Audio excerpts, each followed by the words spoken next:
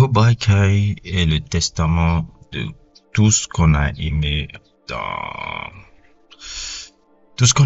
dans la pop culture américaine, c'est-à-dire capable de nous faire une œuvre divertissante, amusante, tout en ayant des thèmes très intéressants un peu et très pertinents un peu, beaucoup plus qu'on pourrait l'imaginer, parce que au final, ce n'est pas le karaté qui est important, mais le karaté est un prétexte pour renvoyer un peu des thèmes un peu très intéressants un peu. Et c'est peut-être l'une des œuvres qui montre comment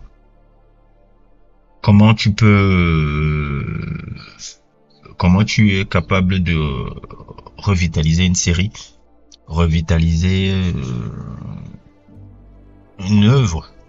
Revitaliser une œuvre qui était là, perdue depuis, on ne sait pas combien d'années, 30 ans, 40 ans. Maintenant, ça va faire 40 ans que cette œuvre-là était terminée. On va dire le dernier Karate Kid, c'était sorti dans les années 90 avec Hilary Swank. Et là, ils ont réussi à pouvoir revitaliser l'œuvre. Si vous n'avez pas vu déjà notre sujet sur Cobra Kai, on l'avait déjà fait, il y a de cela quelques mois avec des amis. Si vous voyez là, on avait fait jusque la première partie qui était de la saison 1 jusqu'à la saison 3. Après, nous avions fait un peu, je n'ai pas encore monté celle de la saison 4. Là, j'ai décidé de faire un peu le sujet sur la saison 6 qui vient de se terminer, dont j'ai terminé aussi j'ai terminé le visionnage. Et quoi de vous dire que franchement, les créateurs de ce show-là, comment ils s'appellent encore les trois gars là qui ont créé ce show? Ils sont trois gars. C'est Josh Held, John Hurwitz et Aiden Schlonberg. Franchement, ils ont fait énormément de bon travail. Ils ont pris tous les éléments de la pop culture des années 80 US, pour bien préciser, et ils l'ont mis dans quelque chose, dans une œuvre qui va influencer beaucoup de générations de jeunes américains. Je pense même que ça va faire exactement ce qui est arrivé aux années 80 avec le boom un peu des trucs de karaté. Parce que Karate Kid avait fait que les Américains s'intéressent beaucoup au karaté. Il y a beaucoup de jeunes qui ont commencé à faire du karaté à cause de jeunes Américains, je veux dire, qui ont fait du karaté à cause de Karate Kid. Cobra Kai va faire ça pour les Genzi. Cobra Kai, si ce n'est même pas déjà le cas. Et nous arrivons à la saison 6 un peu qui est différente. On avait laissé à la saison 5 un peu le personnage de Terry Silver. Bon, pour les gens qui ne comprennent pas un peu de quoi je parle là, Cobra Kai un peu, c'est une série qui reprend la suite de Karate Kid, où le personnage principal c'est Johnny Lawrence. Johnny Lawrence c'était qui? Johnny Lawrence c'était c'était l'antagoniste de Karate Kid dans le premier, qui était le rival du héros, qui était joué par Daniel LaRusso, joué par Ralph Macchio. Maintenant, Cobra Kai, c'est la série sur sa perspective. Ce n'est pas sur la perspective de Ralph Macchio, c'est sur la perspective de Johnny Lawrence. Johnny Lawrence, on le retrouve au tout début de la saison 1, comme un peu quelqu'un qui ne s'est jamais remis de cette défaite qu'il a eue,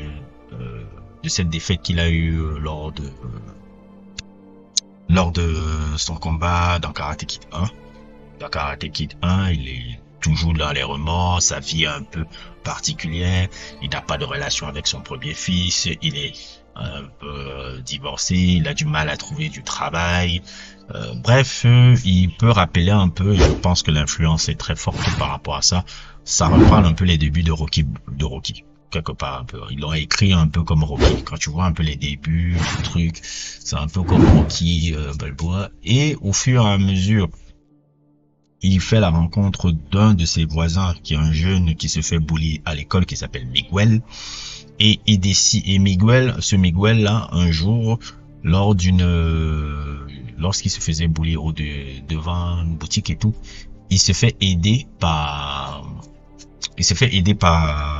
ce Johnny Lawrence qui bat ces gars-là, qui bat ses bullies et tout, et Miguel veut apprendre aussi le karaté comme Johnny Lawrence. Et c'est ainsi que Johnny Lawrence, avec le personnage de Miguel et autres et tout, devient le premier élève de Johnny Lawrence dans son nouveau dojo qu'il aura mis en place, qui s'appelle Cobra Kai.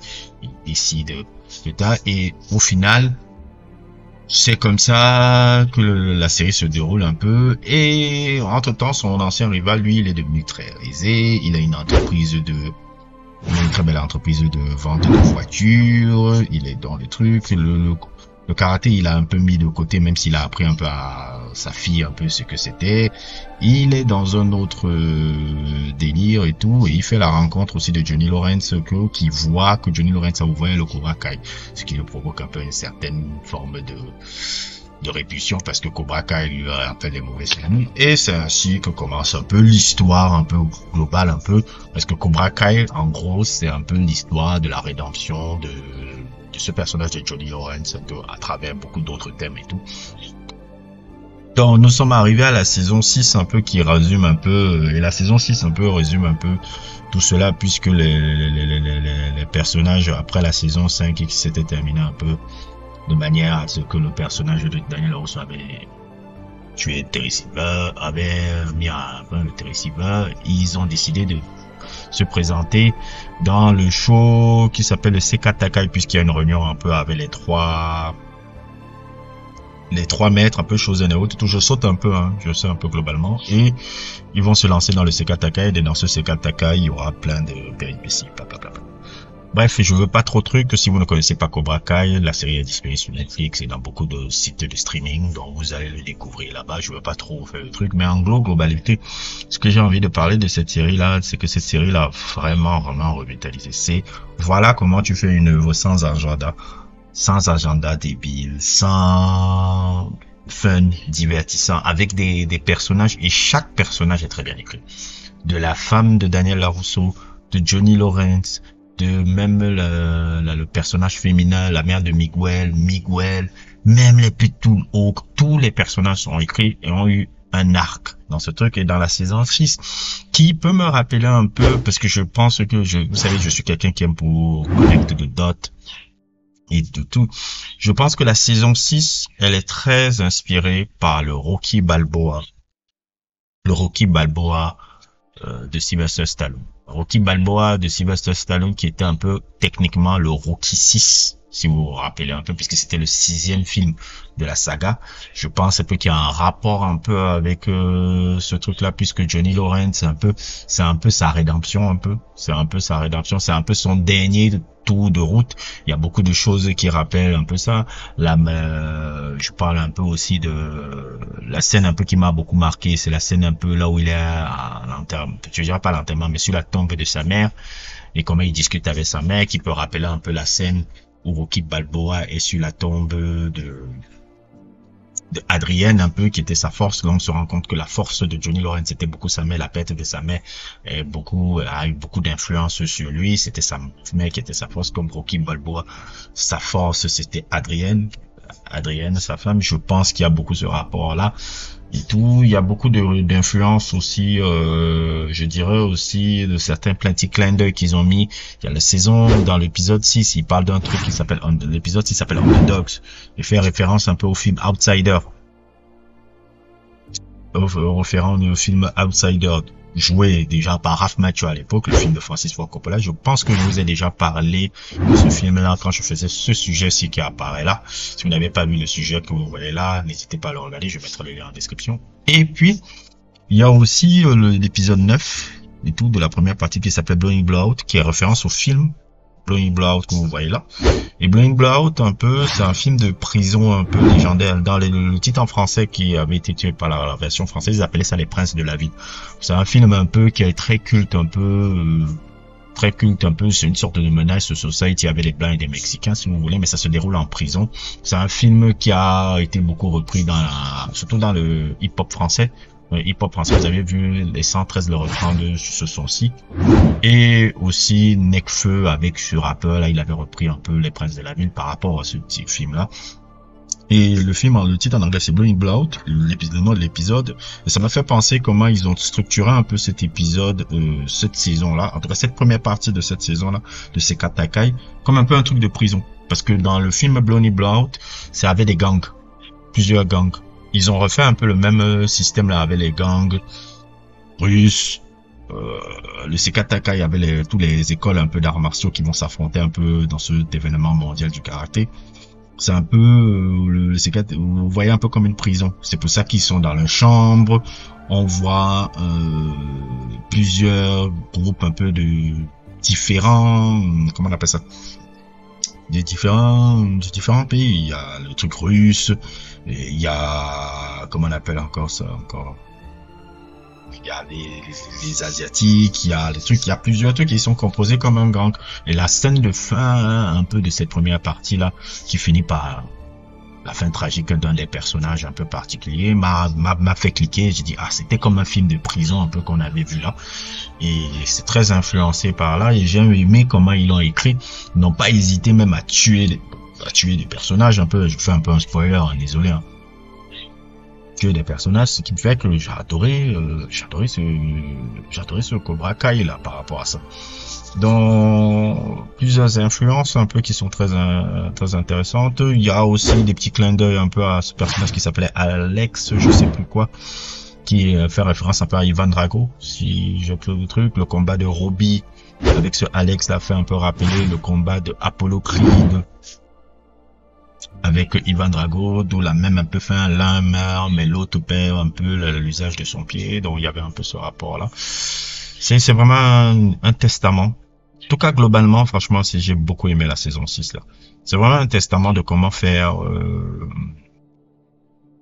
des divertissements aux États-Unis. Et souvent même un peu, ça me fait un peu marrer un peu, parce que j'étais en train de discuter avec un de mes collaborateurs, Aina, que vous avez déjà vu sur la page aussi là. Et on a un autre ami un peu qui disait, oui, je comprends un peu votre engouement sur Cobra Kai et tout, et il disait généralement, mais c'est trop américain, ça a été déjà trop fait, trop truc et tout. Et moi, en blaguant avec lui, j'ai dit, bon, ça c'est vraiment la réflexion de quelqu'un qui est français, un peu. De quelqu'un qui est français, puisque notre ami qui faisait cette réflexion, c'est un toubab blanc, un peu français, et tout, que je salue même d'ailleurs. Thomas, s'il écoute la vidéo. Mais cette réflexion-là, j'étais pas trop d'accord quand il m'a raconté un peu qu'il lui a fait un peu la réflexion, non, c'est américain, c'est trop truc, comment on l'a fait. Bon, ça c'est la réflexion, moi dans ma tête, en discutant, je me dis, bon, ça c'est la réflexion de française. Parce que je trouve un peu que en France, c'est ça, en France, on n'a jamais su, en tout cas, de ma perspective, en tout cas, la France n'a jamais su faire... En France, il n'y a pas une sorte de concept de divertissement intelligent, en fait. En fait, en France, on a l'impression toujours que quand tu fais du divertissement, ça doit être débile, enfantin, et qu'il faut séparer un peu. Il faut séparer le divertissement de côté, le cinéma d'auteur de l'autre, et on ne peut pas, comment on appelle ça, faire un melting pot de ça pour devenir quelque chose de divertissant. Pour illustrer mon propos, par exemple, je vais prendre l'exemple de Rocky. Rocky, beaucoup de gens, encore des gens, quand tu les parles de Rocky, ils pensent que c'est un film juste de divertissement sur la boxe et autres et tout, on s'entraîne, alors que c'est un film d'auteur incroyable. Pour moi, c'est un film d'auteur. Il y a la boxe même, comment dire, elle est très rédhibitoire dans l'œuvre de Rocky. C'est plutôt les leçons de vie qui sont racontées, les leçons de vie un peu que le Stallone nous a voulu nous dire un peu à travers son scénario. Il y a beaucoup de trucs. Mais Rocky, même Balboa, même d'ailleurs, même Rocky, même le premier, tout, c'est une histoire d'amour même. Beaucoup plus que une histoire de boxe et tout, parce que c'est pas la boxe qui est importante, c'est une histoire d'amour. D'ailleurs même il le disait là. Rocky's a sports film. Wait, why does that upset you so much? Because it's not a sports film. Clear it up right now. What is Rocky? What is Rocky? Is a love story about a guy who's a broken down fighter. That's all it is. Right. It's never about money. It's never about, oh, I became champion. Oh, I want to be champion. No. I just put. Et c'est ça, tu peux créer de l'œuvre de divertissement sans être chiant. Et je pense que en France, c'est souvent un gros problème. C'est pour ça que il y a souvent un peu cette dichotomie, c'est très difficile de faire du cinéma de divertissement intelligent en France. Il y en a eu dernièrement des choses que j'ai beaucoup aimé, par exemple quand je vous ai fait même le truc sur le Comte de Monte Cristo. le dernier truc qui avait été travaillé par la même équipe en tout cas c'était la même équipe de scénaristes qui avait travaillé sur le truc sur les trois d'Artagnan, les trois mousquetaires là, tout qui beaucoup dans le style me rappelait ce que Christopher Gans avait fait dans le Pas de Léo. Il y a eu plein de choses, hein, mission Cléopâtre et tout, mais c'est pas un genre qui est beaucoup valorisé en France. La France, un peu, ils sont très fermés par rapport à ça. Donc, ce qui fait que chaque fois qu'on voit un peu les trucs comme ça, il dit, ah, c'est trop basique, c'est trop truc. Mais moi, je trouve que ça a remis au goût du jour quelque chose qu'on ne voit plus, en fait. Qu'on ne voyait plus. En fait, quand j'ai vu Cobra Kai, je me suis rappelé à cette époque où, qu'est-ce qui a fait qu'on a aimé tant, la pop culture américaine? Ça m'a rappelé les années 80, même parfois les années 90, qu'est-ce qu'ils ont, comment les Américains ont vraiment avaient l'art, et c'est un art qu'ils ont un peu perdu maintenant avec un peu les agendas débiles un peu qu'ils ont, l'art de savoir faire du divertissement intelligent tout en passant des petits thèmes très fins, très fines et tout, sans pour autant être très philosophique, très, comment on appelle ça, très prétentieux, mais que tu sens qu'il y a beaucoup d'intelligence dans l'exécution un peu des trucs. Cobra Kai est l'exemple type de ça. Cobra Kai m'a rappelé vraiment comment on sent vraiment des gens, en tout cas les trois créateurs de ceux qui est toute l'équipe de scénaristes avec qui ils ont travaillé dans cette superbe série-là. On sent vraiment des gars qui ont compris, qui ont su comprendre un peu qu'est-ce qui faisait l'essence un peu de leur cinéma dans ces périodes dans les années 80, 90 et autres et tout. Et que quelque part, quand on regarde un peu le cinéma hollywoodien mainstream d'aujourd'hui, on ne retrouve plus. En tout cas, c'est très difficile de voir maintenant des gens voir le faire, en tout cas de la même manière qu'à l'époque c'était divertissant. Ils essayent un peu des formules, mais ça ne marche plus parce qu'il y a énormément trop d'agenda. Par exemple, je vais vous prendre un exemple. Le dernier truc qui m'a un peu fait lever les yeux, c'est, je sais plus comment ça s'appelait, en tout cas je vais sortir un peu le titre là. J'ai vu le trailer d'un film avec Viola Davis, qui est la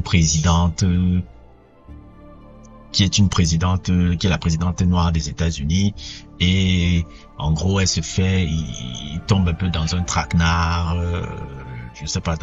dans un hôtel, et ça rappelle beaucoup un peu Die Hard, mais Die Hard avec une femme noire un peu.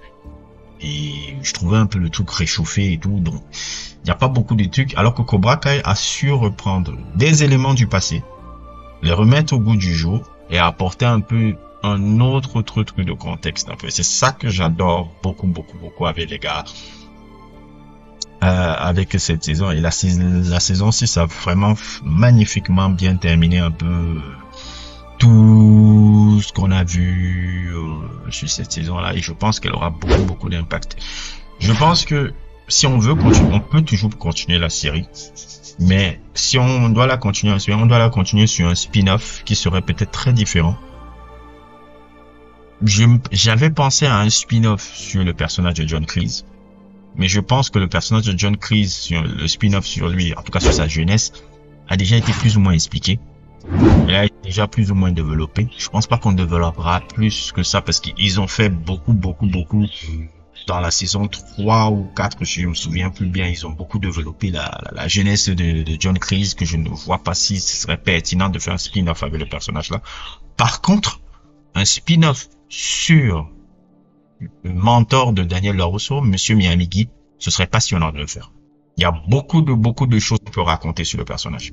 On peut raconter sa jeunesse, on peut raconter l'histoire de sa femme et de son fils qui est mort, la guerre je sais pas si c'est la guerre du Vietnam ou la guerre de Corée à laquelle il a participé, la famille dans le truc, et beaucoup de choses avant qu'il ne rencontre le personnage de Daniel LaRusso dans Karate Kid. On peut raconter énormément de choses très passionnantes un peu sur le personnage. Je pense que si les créateurs de la série Cobra Kai voudraient continuer un peu la saga, il y a toujours moyen de la continuer avec le personnage de Miyagi, et ça pourrait amener encore la saga dans quelque chose. Et en fait, ça c'est un moyen de dire aussi que Cobra Kai a réussi à expandre l'univers là où Star Wars n'a pas su aller. Cobra Kai est un peu